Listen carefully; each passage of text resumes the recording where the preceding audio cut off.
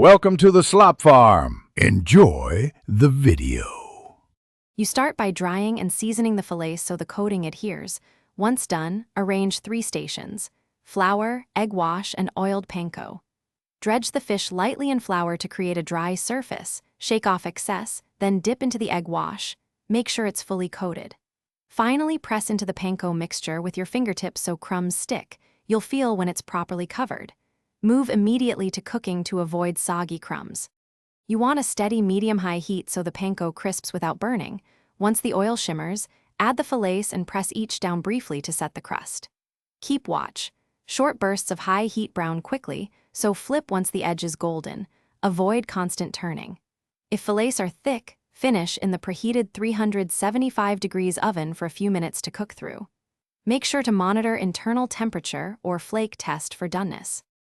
You finish by removing the fish to a wire rack so steam won't soften the panko.